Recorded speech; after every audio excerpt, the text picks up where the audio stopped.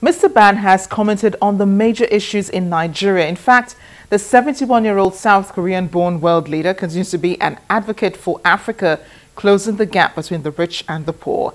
He's called on leaders in Africa to put their people first. After all, there will be no governments without the people. So my conversation with Mr. Ban Ki-moon took a more global approach. One of the issues discussed at the UN Security Council this month has been Security Council reforms and a keener interest by the UN in regional crisis. Mr. Ban may look like a stickler for rules, but he sure is open to change. This is your first visit since the attack on the UN building. Could you tell us a bit more about the UN's relations with Nigeria and how it has improved over the years? Partnership between Nigeria and United Nations goes back at least 55 years.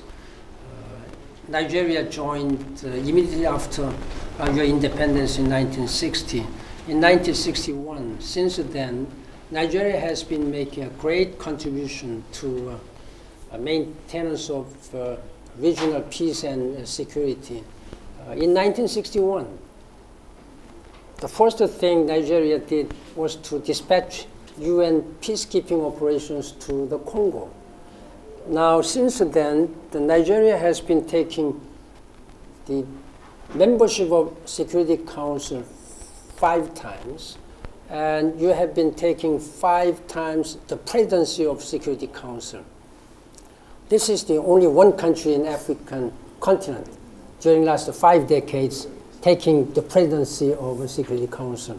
In development, you are the largest economy in African continent. I'm expecting that as you have been doing, while we are moving toward sustainable development goals, Nigeria will lead this process. That's my expectation. And you have also made a great contribution and progress in democracy, and as was demonstrated during most recent presidential election. This is a great news, a great hope to many countries in the region. Nigeria is also, as you mentioned, president of the UN Security Council. We're leading the call for reforms in the UN Security Council. Could you tell us more about whether we will see those reforms in our own time before the end of our presidency? United Nations is now celebrating 70th anniversary of its founding. During last 70 years, significant changes have taken place in international community. Considering such dramatic and significant changes of our world in peace and security, member states believe that there should be a change of Security Council in a more representative, more democratic, more transparent way, more accessible way. That's why member states have been discussing this matter longer than 20 years now. I sincerely hope that they will really be accelerating this process. But how is the UN responding to the call for reforms? In other areas for reform, I have made a lot of changes. This is what we call management change. How to make the United Nations respond more effectively, efficiently, working as one team. In that regard, we have made a lot of progress. But when it comes to institutional reforms, Security Council has not been changing since the founding of the United Nations. Economic and Social Council, ECOSOC, it has been changing quite efficiently, introducing the way the annual ministerial review, and they have also recently introduced high-level political forum. And I sincerely hope that overall, the United Nations agencies and institutions, there should be institutional reforms. Yeah.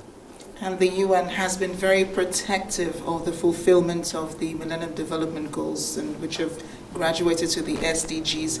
How would you rate Nigeria's performance so far? The gender equality, gender empowerment has been one of the top priorities of the United Nations. It is one of the very important pillars of the Millennium Development Goals, and it will be carried over to sustainable development goals. As a Secretary General, and I have been doing all what I could do to enhance the women's status in social, political, and environmental areas. And while we see there's a lot of advances now are being made in government or parliament or business communities, but there is a lot more to be done when it comes to gender empowerment. Therefore, I have set the target by 2030. When we finish Sustainable Development Goals, there will be a full 50-50 gender parity. That sounds like a big dream, and hopefully countries like Nigeria will be able to fulfill it. Our child mortality and issues relating to women's health is still a challenge for many countries. Why do you think that is for especially Africa? First of all, I'm very much saddened by the way that many people lose their lives unnecessarily from preventable diseases.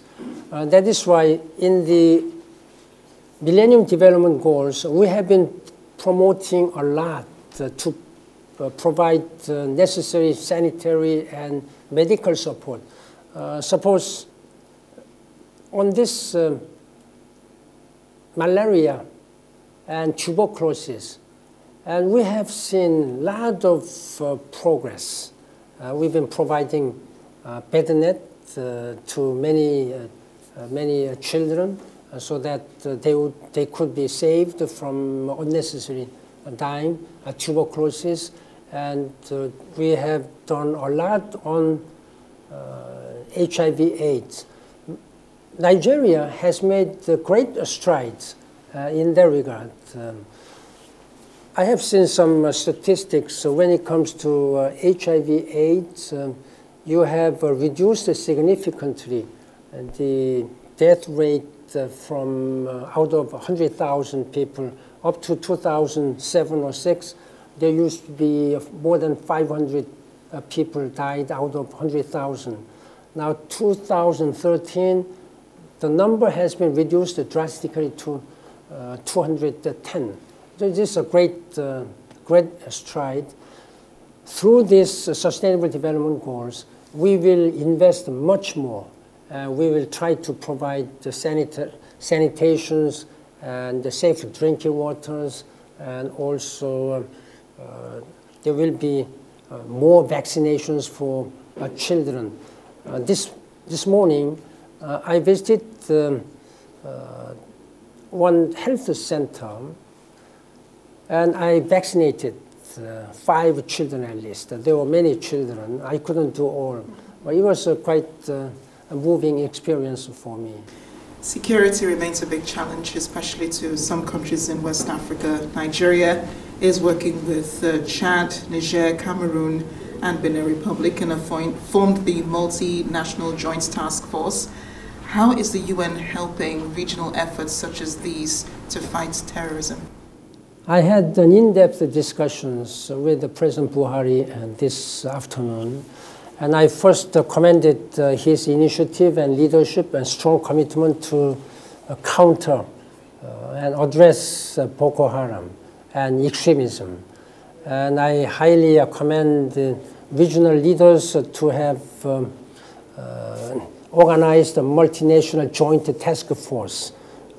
For that, the President has visited neighboring countries like Chad, Cameroon, Niger, and I sincerely hope that this multinational joint task force will be operationalized fully as soon as possible.